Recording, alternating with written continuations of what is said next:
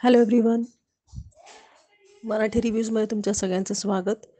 आणि जसं की मी प्रॉमिस केलं होतं की नेक्स्ट रिव्ह्यू सुपरवाईज ऑफ मालेगावचा आपण करणार आहोत, तर त्याचा रिव्ह्यू मी तुमच्यासमोर आजच आणते. कारण उद्या संडे आहे आणि तसंच आत्ता अजून संध्याकाळ होते आणि रात्रीपर्यंत तुम्ही मूवीला जाऊ शकता. तसेच तुम्ही उद्यासुद्धा वेळ काढू शकता या मूवीसाठी.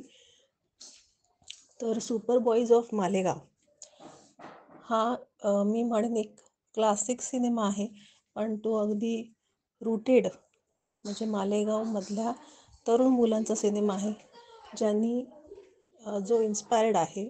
ॲक्च्युअल इव्हेंट बेस सिनेमा आहे, तर त्या संदर्भातच हा आपला सिनेमा दिसतो. अगदी रॉ रस्टिक लुकमध्ये तुम्हाला ते मित्र दिसतात. त्यांना जसं आहे तसं प्रेझेंट करायचा प्रयत्न केलेला आहे. तर त्यांची भाषा, त्यांची देहबोली, त्यांचे कपडे, हे सगळं आपल्याला 1997 ते 2012पर्यंत आपल्याला दाखवण्यात आलेलं आहे. म्हणजे कसं पूर्वीचे व्हिडिओ गॅलरी असायची जिथे सिनेमे दाखवले जायचे. त्यानंतर त्या मालेगावमध्ये छोट्याशा शहरात किंवा गावात असं म्हणू आपण, तर तिथे त्यांना जे हिट झालेले सिनेमे आहेत मुंबईत, ते तिथपर्यंत पोचायला खूप वेळ लागायचा. म्हणून ते मालेगावचे शोले ह्या नावाचा सिनेमा बनवतात मित्र मिळून, आणि तो सिनेमा खूप हिट होतो. त्यांच्या भाषेत, त्यांच्या पद्धतीने, कॉमेडीमध्ये पॅरडी टाईप असे ते सिनेमे बनवतात. तर त्यानंतर ते मित्र यापुढे ती कंटिन्युटी ठेवणार, एकमेकांबरोबर टिकून राहणार की अजून काय करणार. कारण सिनेमा करण्याशिवाय सुद्धा त्यांचं एक व्यवसाय करायचं किंवा नोकरी करायचं वेगळं माध्यम होतं. तसेच त्यांना त्यांच्या आयुष्यात पुढे जायचं होतं.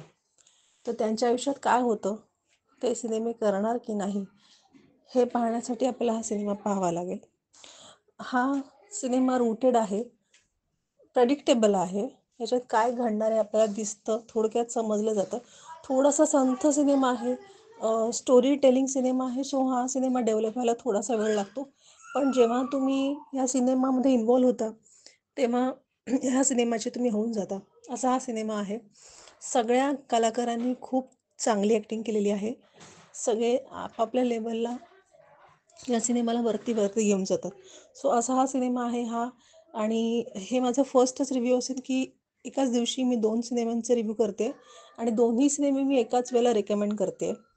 सो क्रेझी हा सुद्धा मी रेकमेंड केलेला, आणि सुपर बॉईज ऑफ मालेगाव हा सिनेमा मी सुद्धा रेकमेंड तुम्हाला करेन. तर ज्यांना काहीतरी वेगळं बघायचं आहे, नवीन बघायचं आहे, रॉ रस्टिक बघायचं आहे, रियालिटी बेस बघायचं आहे, सो त्यांच्यासाठी हा सिनेमा आहे. एंटरटेनमेंट फक्तच्या हिशोबाने जाऊ नका, थोडं इमोशनल फ्रेंडशिप बाबतीत हा सिनेमा तुम्हाला पुढे घेऊन जाणार आहे. सो असं जर तुम्हाला काही वेगळं बघायचं आहे तर नक्कीच तुम्ही ह्या सिनेमाला वेळ द्या. सो ह्या सिनेमाला पण मी देईन 3.5 स्टार 5 पैकी. तुम्ही जर हा सिनेमा पाहिला तर तुमचे रिव्ह्यू काय आहे, तुमचं कमेंट काय आहे ते नक्की कळवा. चॅनलला लाईक, शेअर आणि सबस्क्राईब करा.